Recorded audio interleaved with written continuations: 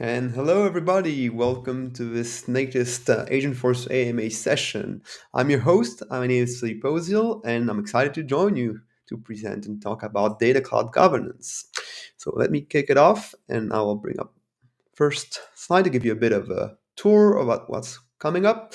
So I'm your host, Philippe Ozil. Again, I'm a developer advocate at Salesforce.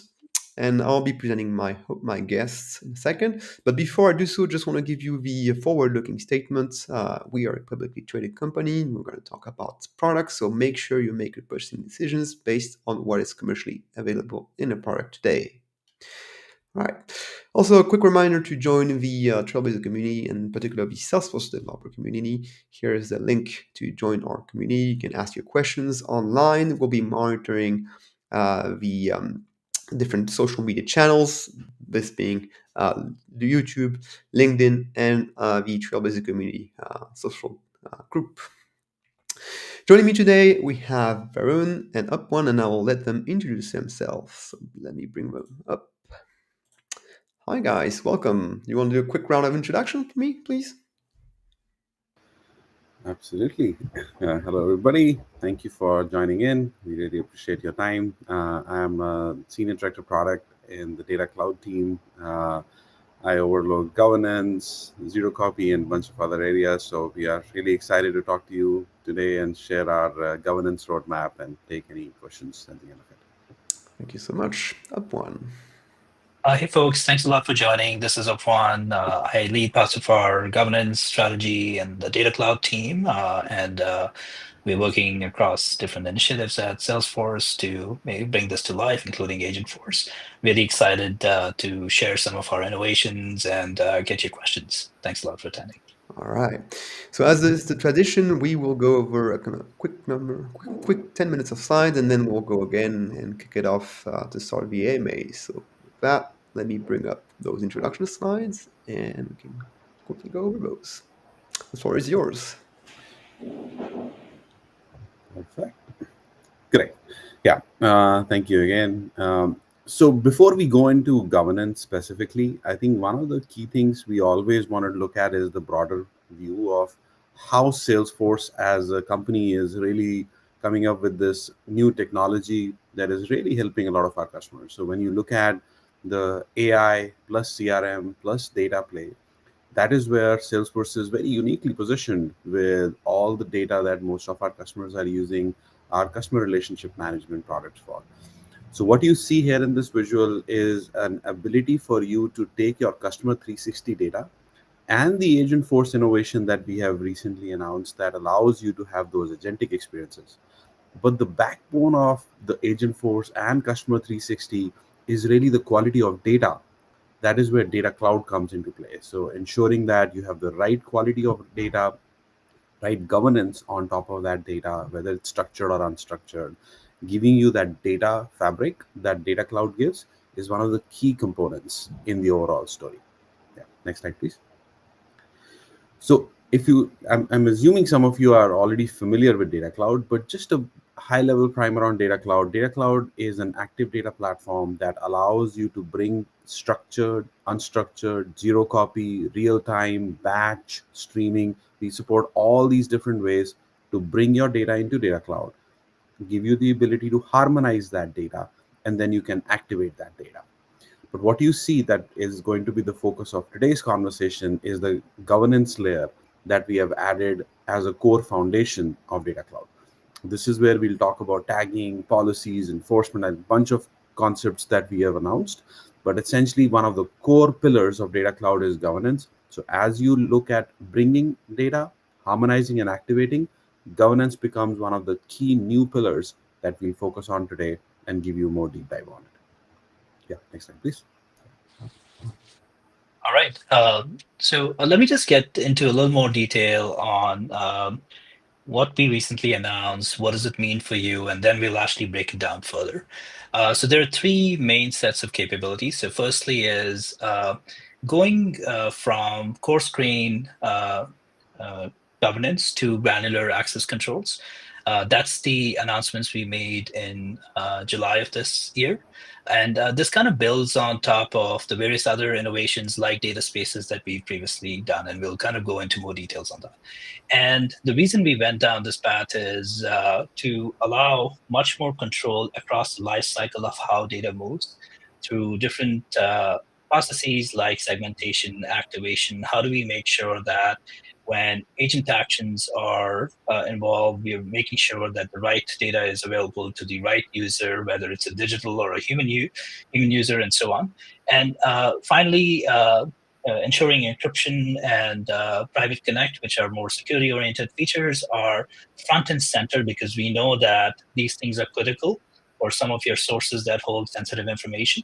And the combination of these capabilities allows and gives you a lot of control as admins, as technical and business users to be able to manage and set this up for success for a variety of use cases. So the box on the left kind of outlines the various innovations we've had. All of these capabilities are GA today and available for data cloud customers to use. So I'll just break this down a little further into how we think about our overall approach to governance. So I'll start with the box in the center where we it's about a year and a half, couple of years. We got down the path of investing in encryption, data space management. This has always been a foundational capability in the platform. It ensures that all your data is encrypted at rest, and building on that, data space management allows you to do core space management of your users, so that if you are in a certain region or a line of business, you can create a data space, a logical separation for that, and that gives you flexibility. But what we started hearing from our customers is, how do I have much more granular control so that I can manage my data access based on who is accessing the data, what is the context of the request, and so on. Since Data Cloud as a foundation, along with the Salesforce portfolio, powers a number of different functions like analytics, like Agentforce, and so on, the various capabilities that you see on the right side of the box.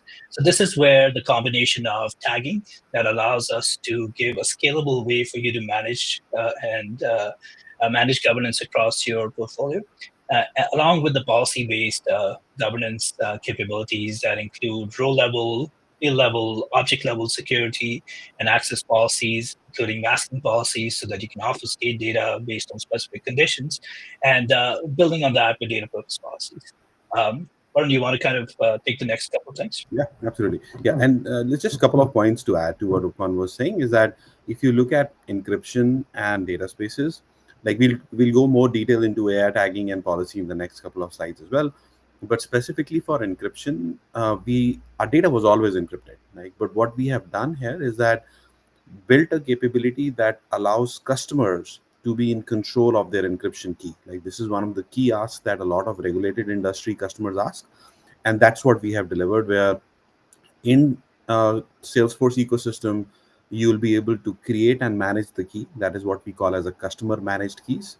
Or if you're using an external system like AWS KMS, you'll be able to manage your keys externally as well.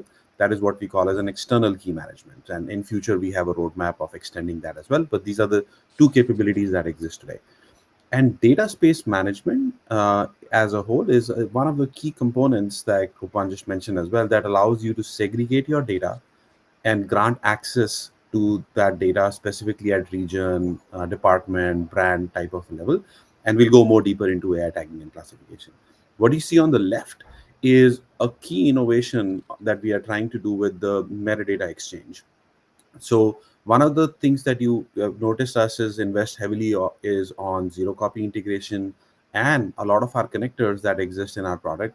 So one of the innovations that we are doing is, how do we ensure that data and metadata from these external systems can also come along into data cloud. So you'll see us in future invest more in the metadata exchange.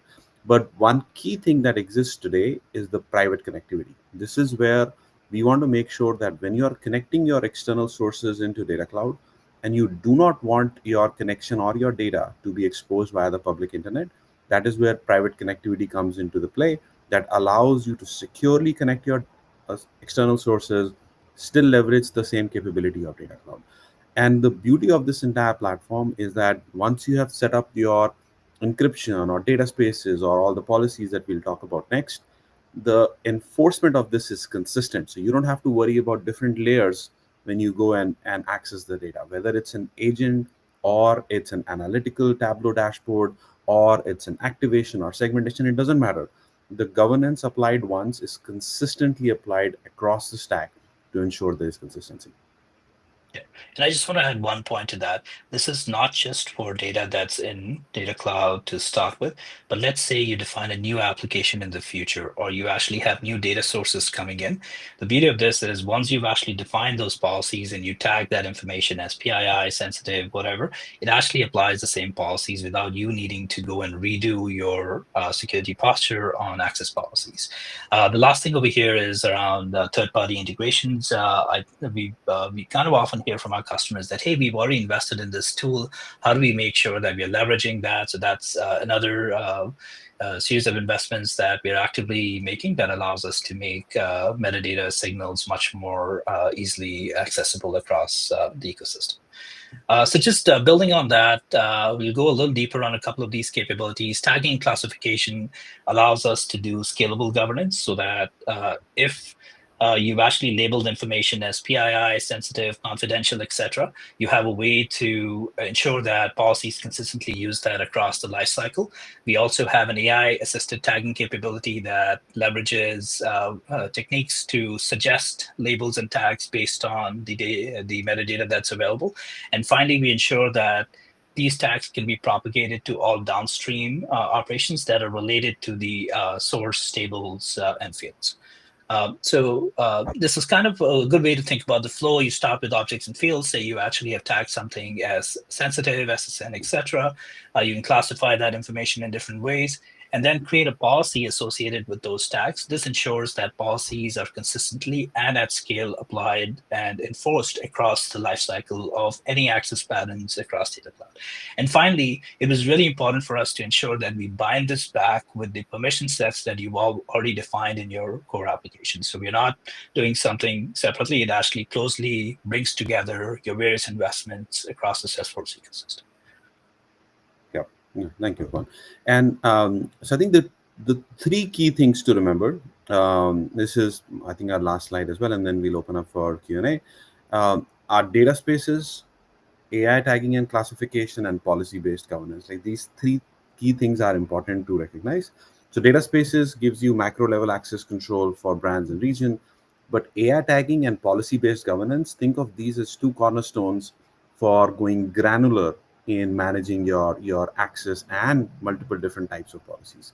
Like Upan just covered the AI tagging. Now let's talk about the policy-based governance that leverages the tags that you have created to now go and define your policies. This is where we created this framework as the policy-based governance. Before we talk about the access policies, let's understand what is policy-based governance. Our key principles is how can we give you managing your governance of your organization at scale. So policy-based governance, think of it as a framework that allows you to create multiple different types of policies that your organization has in a single place.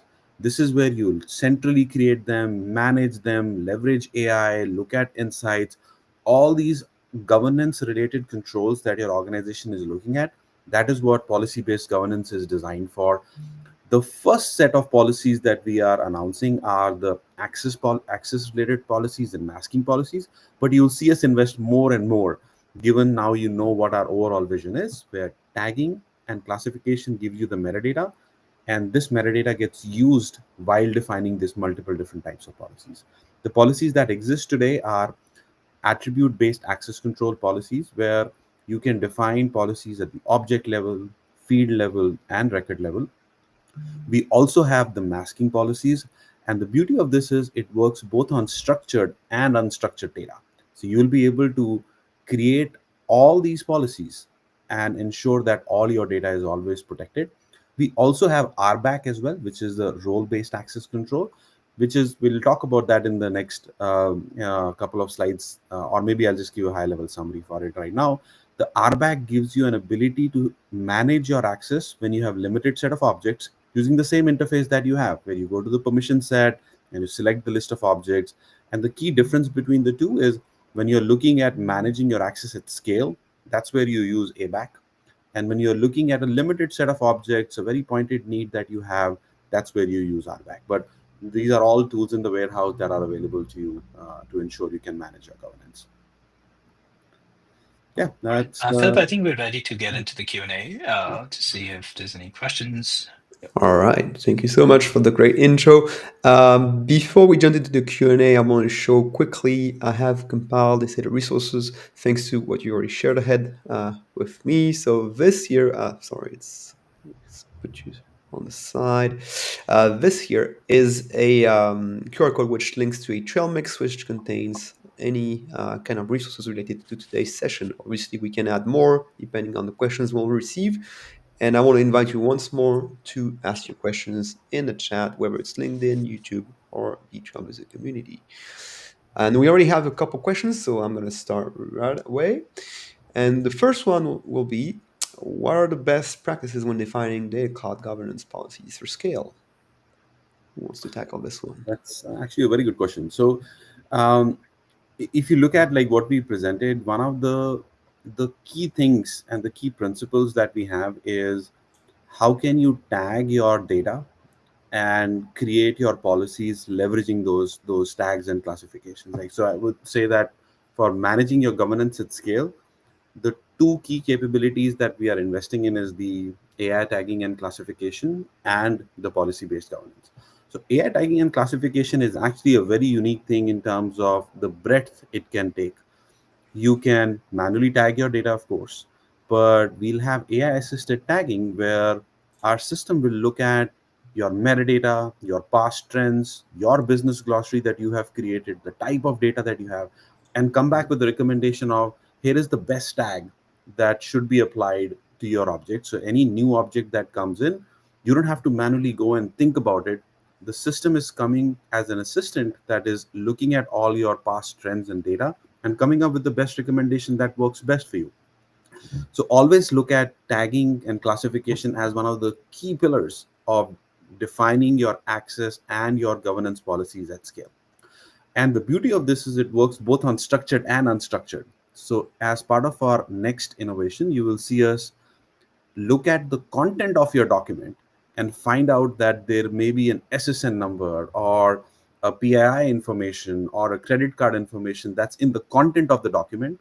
And we will go ahead and tag that content also so that way your data is always protected. And let's say you have a policy saying mask my PII data, and there is a content in a document that has PII information, that content is also masked. So AI tagging and classification, key pillar in terms of defining your policy governance at scale.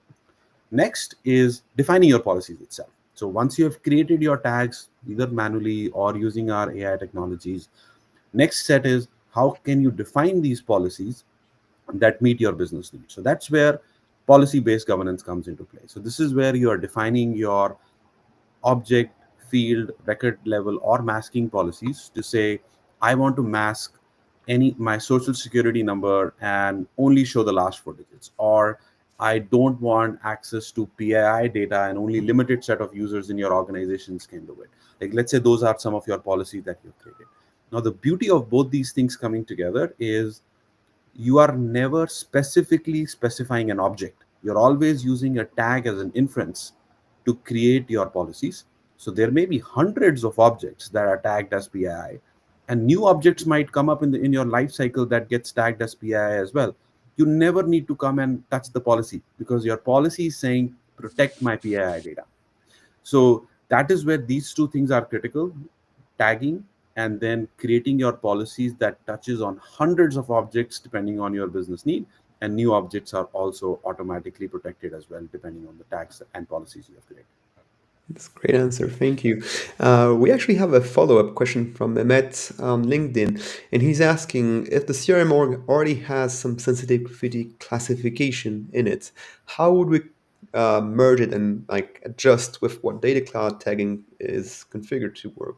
How do we solve conflicts in this case? Yeah, I can take that question. So I think that's a great question. And I mean, if you've already made investments, we actually have a representation of the CRM objects in Data Cloud. And we give you the ability. So part of like what Warren talked about is like leveraging your existing. So even if you within the organization have a specific taxonomy that's relevant to your business, say you're in financial services and you have some very specific terms, we actually provide the ability to define the taxonomy. And one of the taxonomies that we ship out of the box is what's available in CRM today. So we give you a really strong starting point so that you can leverage those and assign those tags to any existing CRM objects, but also use anything that you might be using within your organization, within your line of business as an example. And that actually helps with grounding the information for our AI assisted tagging. So it takes all that into consideration so that it can give you very specific recommendations while considering your CRM investments.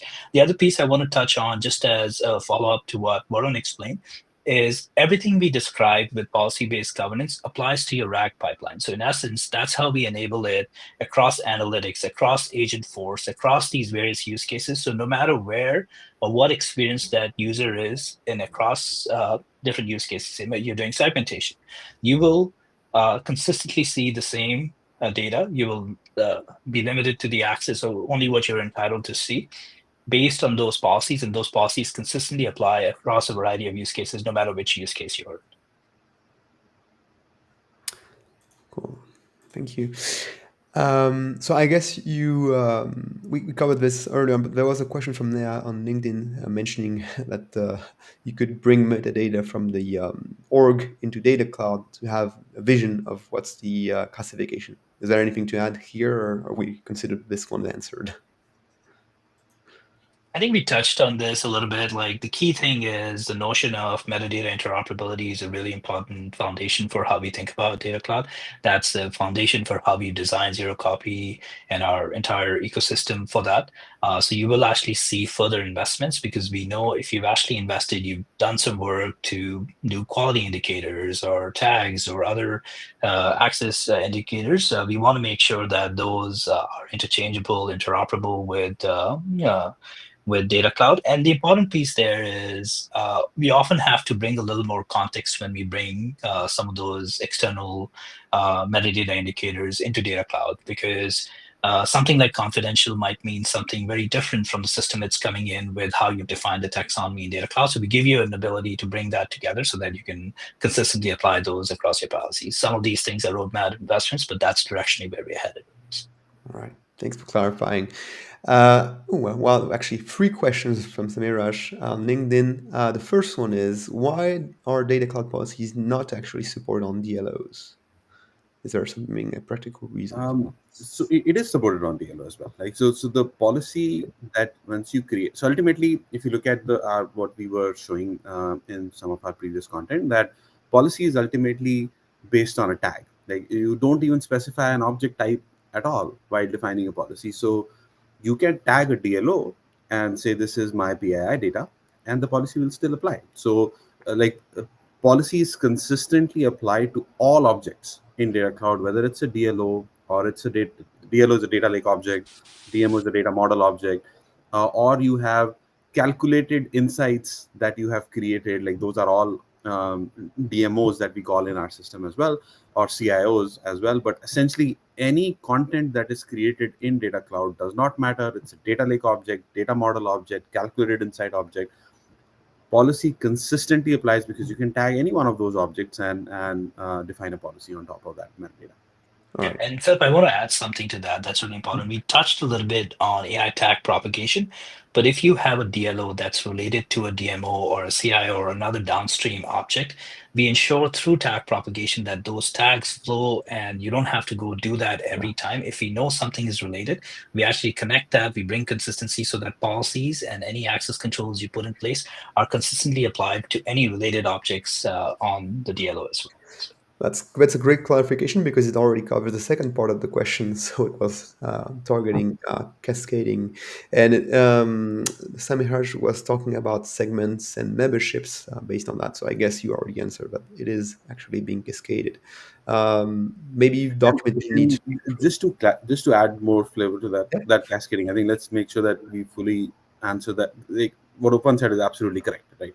But let's take that into one of the scenarios as well. Like typically when you're bringing data from an external source, let's say it's a data lake object, it's a contact record coming from some source, and it has some PII fields, right? Or you have some confidential object coming from a source, and that object is tagged as confidential. As you take that DLO, map it to a DMO, or you take that DMO, go into a CI, calculate inside, in this entire journey, the tag that you have put on that field that you used or the object also goes with it. So the PII field that you identified on DLO, when you map that field into a DMO, your DMO field also gets tagged as PII. So now when you go create a policy saying protect my PII data with whatever governance rules you want to apply, you didn't have to go and tag your data model object. Because you tagged your data lake object and you enabled propagation, your data model object automatically got that tag. Your calculated insight also automatically got that tag, and your policy created once with tag created once and propagation enabled, you are able to manage this at scale. And this is a very good point that Opan brought up. Just wanted to make sure we double down on that. Sure. All right. Last part of the question from Samiraj, and actually other people have also asked the same thing in different wording, but they're asking about data access policies and how they're similar to sharing rules when you talk about CRM. Like, for example, is it possible to restrict certain data to certain set of users, or whether it's possible to show it to only some sort of users?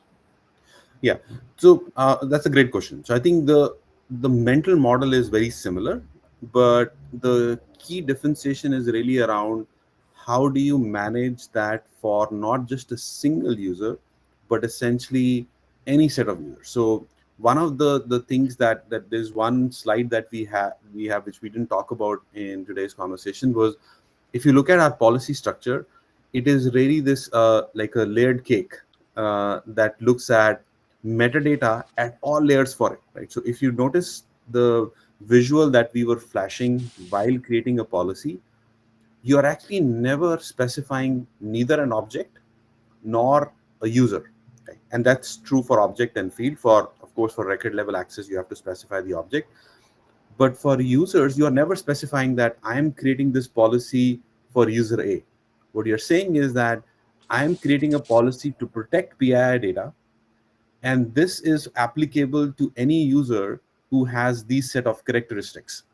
Today, that is expressed through custom permissions. So you can say things like anybody who has a custom permission of access PII data, they are the only ones who will be able to get access to PII and nothing else. So you can easily define these policies, but the key point we are making is it's all based on the metadata of data while defining the policy rules, and metadata of the users to ensure it's applicable not to an individual but actually to multiple people using the metadata that's associated to them, right? So in one example would be, let's say me and Upman are part of PII clearance team, and you give us the custom permission for it, and you define a policy that anybody who's part of PII clearance team are the ones who get access to PII. That's all you need to do for applying policy to two users. And if a new person joins your team and they also have PII clearance, all you do is give them the PII clearance custom permission, and you never need to come and touch the policy. Yeah, and extending that concept further, if you add new analytics reports, you add new types of agents, you start with a few agents, you kind of expand that to the rest of the organization, it truly gives you the flexibility without needing to redesign your strategy to make it truly extensible and allow your users to kind of keep up with the pace of innovation that we are all seeing with in the world of agents and so on. Cool, thank you. Speaking of agents, there's a question about agents, and that's, well, Kamlesh on LinkedIn is saying, okay, it's maybe a bit off track, but maybe we can still answer. And the question is, we need to crawl a website and tag it using a headless agent. Is this something that is possible? Can we automatically tag information as we crawl website there? Yeah, so I can take that.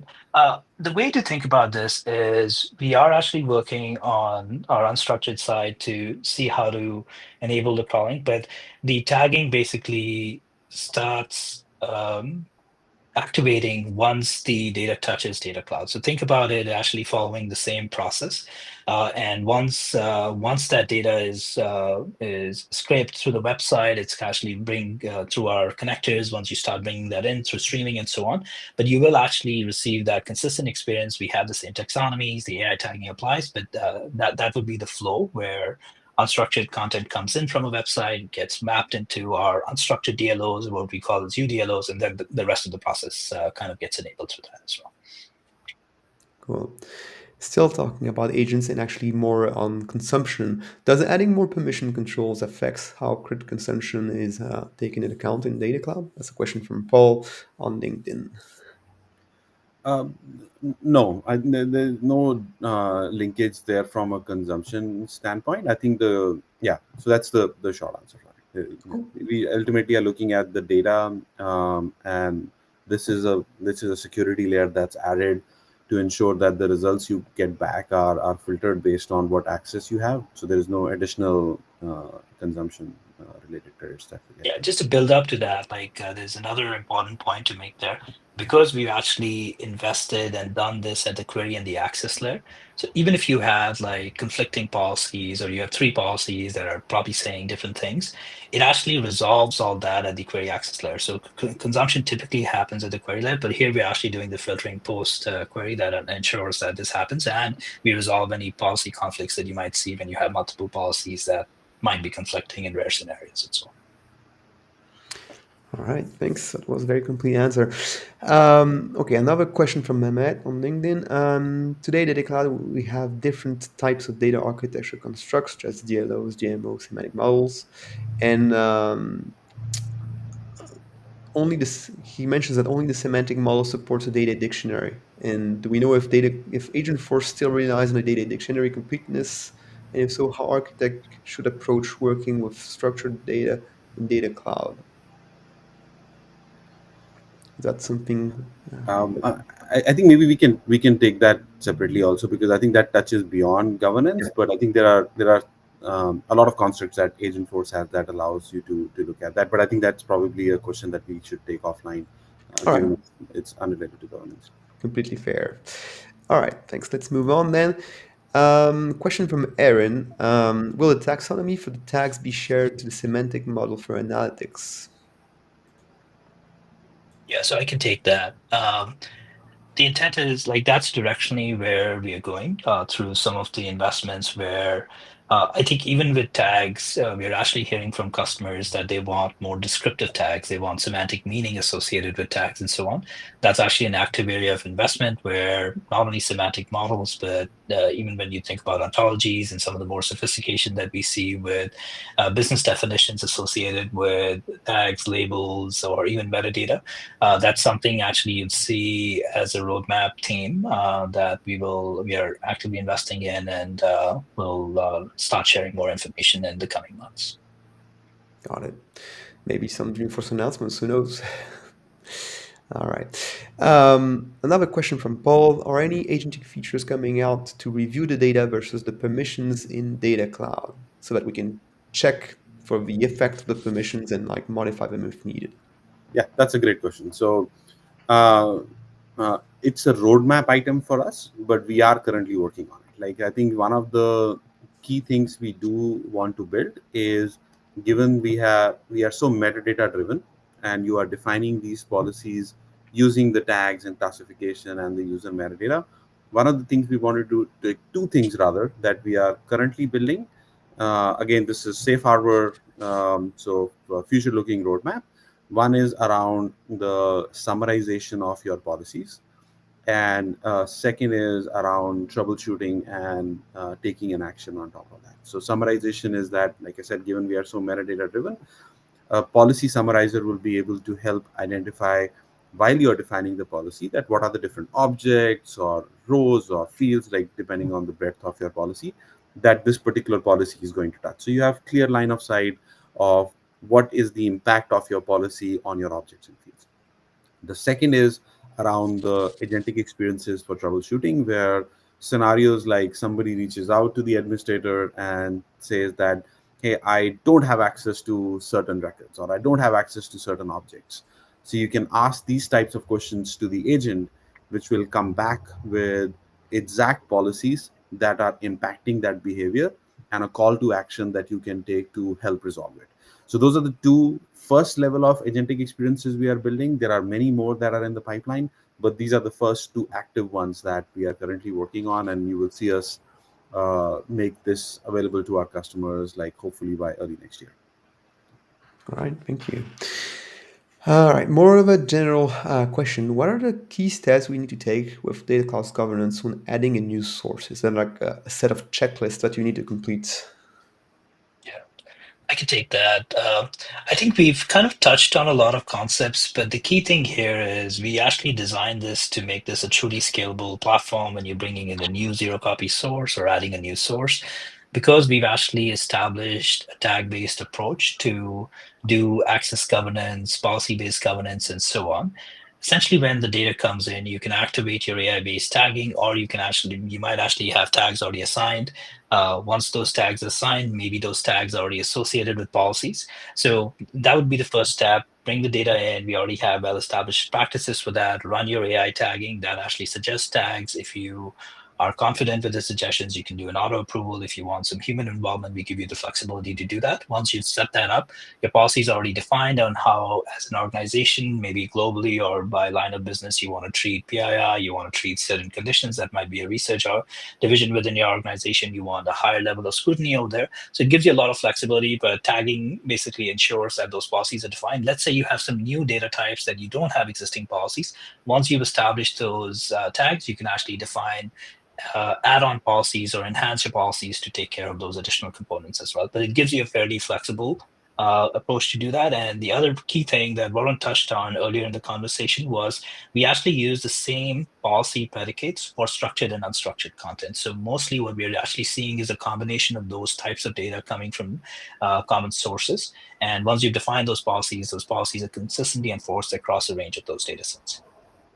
Yeah, and just one more thing to add on top of that is that just like you are thinking about your connections, your data lake objects, your data model objects, and your overall, as a data architect, your overall data strategy, one of the key things that you have seen us talk about in our overall vision as well is you need to think about your data access strategy also in from in the same lens and the same workflow. So when you're bringing in the data, just like you decide how this data should get mapped, what data you want to bring in, similarly you should start thinking about how do you want to tag that data, what type of tags you should be using. So defining your business glossary, making sure that that thinking process of data modeling and permission tags are part of your mix, because last thing we want is you create too many tags and you end up creating too many policies, and that will ultimately become have a performance impact. And at the same time it will also have an impact on your overall operationalizing and governance of your policy management on top of that. So definitely bring tagging policy as a first thing, just like you think about the data and modeling. Tags, its taxonomy, what tags need to be applied should be part of that thinking process as you design your solution. All right, thank you. And it turns out that someone asked a very similar question while you were answering, like how do we keep up with scale as we add more and more tags and want to keep like responses when you query data very fast. So I think you brought in a good Yeah. element of And so response. one thing I want to add here is like some of the things that we've actually established as an industry over many years, right? The notion of a governance council, like when you're actually working across different departments, setting the right policies so that you don't have conflicts and all that. Those things are still very important, and probably even more important because you're bringing so many functions collectively in a single platform today, right? You want to make sure that you don't do something that impacts, I don't know, your analytics use cases negatively. So that's where the council kind of comes in. It establishes best practices. Those things don't go away. If anything, they get amplified through the sophistication that you have with the tools available. All right, still in the same vein, we have another question which is actually very interesting. How do you scale beyond one, or how do you go into data cloud one, and how would this work with multiple data streams from multiple sensors orgs? That's a great question. Upman and me were just yesterday evening creating a visual. specifically on Data Cloud 1. So we don't have this in this deck, but maybe we'll share that separately. But essentially, so let's understand Data Cloud 1 to answer this question, right? So Data Cloud 1 is truly Data Cloud 1. There's only one data cloud that you have, and you are making that data available across your ecosystem of orgs that you have created. So you are tagging the data once in this entire ecosystem. So you've defined your PII tags, you've defined your taxonomy, and you do it once in the home org that we define as the way to do it. And then as your data moves, your tags also move along with that. The next set is the policies, right? So the policies are distinct between these orgs because the business function of these orgs are very different. So why there are multiple orgs that are created, like some might be for sales purpose, some might be for marketing, some might be for a different region, some might be for a completely different purpose. So administration from a user management point of view and a policy management and a permission management is all spread out to all these orgs independently to meet their business needs. So what we are trying to do is making sure that your tag information that you have done on the home org is available to you in the companion org as well.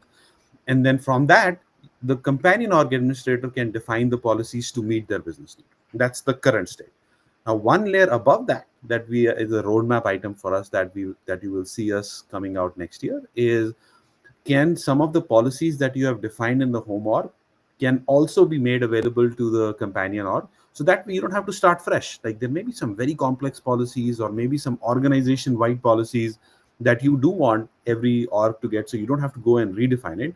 So you'll see us syncing the policies from the home org into companion org, but at the same time companion org is the one that still has the control. They are the ones who define which users these policies will be applicable to, because the policy management and user management is distinct for every org, but we are giving an easy way for you to manage. So just like we are taking tags from the home org with the data that's available in companion org, policies that are defined in the home org can also in future sync into your companion org as well, with some action that the administrator take in the companion org to enable that. Yeah, and to complete that picture, right? Even though we've been focused on tagging and granular policies or the policy-based governance, equally important in that answer is what do you do with data spaces, as an example, right? That's actually very applicable when you think about companion orgs, because that's how you kind of manage the coarse grain. And then users and permissions and other things that you have defined, you might not have the same users shared across your home and companion orgs. So those combination of variations gives admins a lot of flexibility in how they want to set it up. And we actually intend to further amplify that with the coming updates with policy interoperability, tagging interoperability, and so on. All right, thank you. Another question. At which point should we switch between data spaces versus granular access control? Is there a point of scale or a factor of decision that will orient you to go with one or the other? Yeah, Warren, I'll let you take that, but I have a nice slide here Yeah. as a backup, so let me just share that. Yeah, no, thank you, Juan. Yeah, I think this is a question that comes up a lot. We didn't talk about it during the session, just in the interest of time, but we have a very clear point of view on this. So that's why we even created this slide, and I believe this is also will be in some of our documentation or the blogs that we will create. We will add that as well. But I think similar to what Upan was saying earlier, like the way to think about this is data spaces is a macro level construct, and policy based governance is a granular level concept. So when you look at data spaces, we always look at data spaces as multi brands. So big organization has fewer brands and they are creating those as data spaces, or you have departments that are available in your organization that want their autonomy. You're all part of the same organization, but they are distinct departments that share some of the data, but they run with full autonomy. So always think of data spaces as a way at a macro level that you are segregating your data to create autonomy within the single instance, and making sure that there is governance that's created at that macro level of data spaces as well. Policy-based governance, on the other side, is a granular level concept. This is where within a brand, you might have multiple personas. Some is playing a role of a manager, another one is playing a role of an analyst, or different personas that you will have in any organization for a department or a brand. That is where we see granular access control with policy based governance coming in. So you tag your PII data within a brand and say that only limited set of users can have access to it, or you have confidential information that you want to protect, right? So for all those granular scenarios which are persona based within your brand or a region, that is where we see granular level access and policy governance coming in. So just to summarize, data spaces is a macro level concept, and policy-based governance is a granular concept, going more deeper at the object, field, record level access. Yeah, and just to wrap that question up, usually the right answer is some combination of the two. It's not either or. Yeah. You will typically need data spaces, and then with that, combine that with policy-based governance. So within a data space, you have more control. And even when you do policy-based or policy-based governance, we give you the ability to choose which data spaces a policy might apply to. So we give you a fair bit of flexibility, but usually what we've seen with our customers and how they're using it, it's usually a combination of the two that gives them the right level of control without going too deep on one side or the other. Yeah. All right, that was a very complete answer. Thank you. We still have time for a couple more questions, and so I will invite our guests to type in their questions. I have a couple right now, but we still have a 10 minutes or so to finish. So, the first question I have right now is from Cam on LinkedIn. Is there a doc that summarizes setup for companion orgs, policy-based governance? So there is one, but I think the meta takeaway is that governance that you do on the companion org from defining your policies today's state, because we don't do policy syncing like I just talked about today. That's a roadmap item. Ability to create policies in a companion org is no different than creating those policies in the home orgs. Experientially, it's the same. The only difference today is that the data that you have created in the home org and the tags that you have created in the home org, they are already available to you. So you don't need to go and re-tag them. But the policies that you create within the companion org, it has the same experience, and you can define the policies that meet your business need using the same interface. So in future, as we add more layers of, hey, you now have policies created in the home org that needs to be synced, and here's what your strategy should look like in terms of what policies you want to sync, how do you want to govern locally created policies versus policy coming from the home org. We will add those in the documentation. But as of today, defining a policy in the companion or literally same experience that you would go and create in the home arc, with the only difference is that you're already getting pre-tagged data, and the data that you curate in your companion arc, you can tag them as well. But experience to tag your data that you have created or create a policy on top of that data is literally the same. All right, And cool. I want to double click on one thing over here. So think about a good way to think about DC1 and what we're doing with home and companion orgs is the notion of ownership. If the ownership of metadata is in the companion org, say you created or a DLO or a DMO was created in the companion org, you can generally assign tags in that companion org. So we don't limit you in that. And every tag that you actually have available, including the taxonomies, including any custom taxonomies that you establish for your organizations, all of that is available in every companion org to be assigned to any metadata that's owned and created within the companion org. So it gives you a fair bit of flexibility, but the interoperability story that we touched on a little bit with the zero copy and third-party integrations and so on is equally applicable to how we're thinking about home and companion orgs. So that's a really important concept. But the notion of ownership, so that we don't start trying to just sync everything with everything all the time, it gives you the flexibility to say if the ownership of certain objects in a companion org are there, that's where you actually establish and assign any tags to it. And that's kind of the direction we intend to take with policies as well. Okay, we still have one question in the queue from Aaron. As clouds are added to the Customer 360 semantic model, is there going to be a simplified avenue for automating the application of the governance to different sources? Repeat that again. Again, sorry, somehow I So didn't as catch that. clouds are added to the Customer 360 semantic model, is there going to be a simplified avenue for automating the application of the governance to the different sources from the semantic model? I have a Yeah. perspective on it. Please go ahead if you Yeah, want. yeah, go for it, please. Yeah. I'll add to it. So when we look at customer 360, like that's one perspective of how I'm understanding the question, and like Upon, please feel free to add your perspective as well. Uh, One of the things that we have done with which is actually a very powerful feature that a lot of our customers are really appreciating is this notion of related list. And there's also copy field, but I'll just focus on related list for now. And the mental model there is that, let's say I am a seller or I am a service rep working in Sales Cloud or Service Cloud, working with my contacts and accounts and cases and opportunities and whatnot. And that's where my life lives in.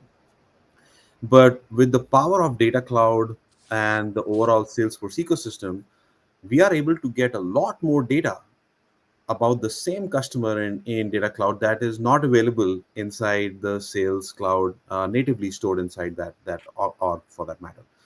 So one of the things that we have done with related list is the ability for you to augment the information that's available for about your customers in Data Cloud and show it to you in the line of work that you're working in. So same example, I am a seller working on with a contact or an account.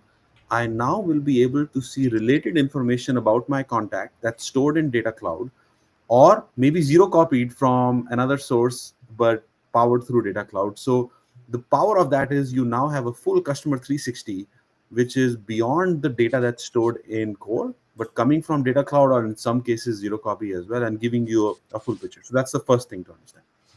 The next thing is the governance that you mentioned on top of that. The beauty of what we have built is that the governance apply to related list in the line of work that I just mentioned in the same way. So if there is a related list that you have created that has a PII information, and I am a seller who's looking at this related list, and I am not part of the PII clearance team, because that's the only team who can see PII data. When I see that related list inside my line of work, when I opened up a contact, I will not be able to see that particular PII field.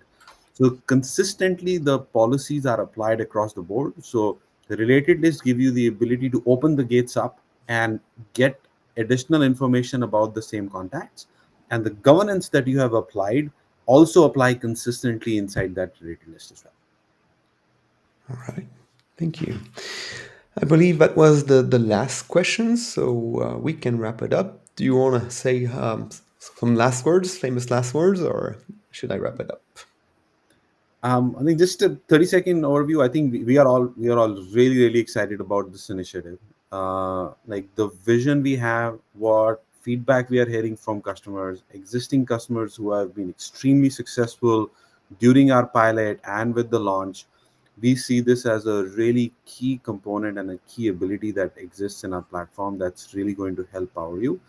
And we would highly encourage you to look at governance as one of the key pillars as you look at your data strategy. Like we mentioned, in terms of bringing your data, you should look at your governance strategy with all these tools that are available as well.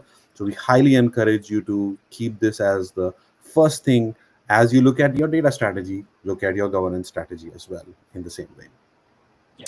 Now I want to add a couple of things to that. So this is like one of our key pillars. Even though we've covered a lot on policy-based governance, how do you scale it, and so on, we have some really exciting announcements coming up at Dreamforce where we further amplify the work that we are doing with governance. In one of the charts that we earlier showed, this is one of the pillars when we think about harmonizing activation. Governance is one of the key pillars for how we are thinking about this, because in the world of digital agents and everything else that's happening where work is coming together, this becomes a foundational principle to drive adoption, scale within organizations, and for CIOs to feel comfortable with the decisions they're making on truly scaling this up across the organization. Right. Oh, that was great. It was intense. Thank you so much. I do have a couple of things I want to share with the rest of the audience before we to finish this. So there will be no Agentforce Now AMA next month because that's Dreamforce, but we'll come back just after. So make sure you keep your calendars up to date. The topic of the next one, so that's the one not in October, but November, is actually a secret. So I don't want to spill the beans, but this will be related to one of our Dreamforce announcements. So make sure you go and join us for this one. In addition to this, sorry, I went a bit fast. I invite you again to join the Trailblazer community, and especially our Salesforce developers group. We will also post the resources there.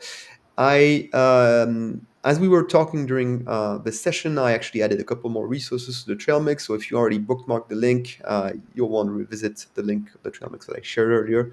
There are new resources there. With that, I want to thank our guest today. Thank you, Varun, and thank you, Opwan. It was a very rich session, a lot of questions, and I think you all did a pretty good job. So I want to thank you all, and hope to see you again on the stream. Thank you so much. Right. Thanks a Thank lot. you so much. Appreciate it. Yeah. All right.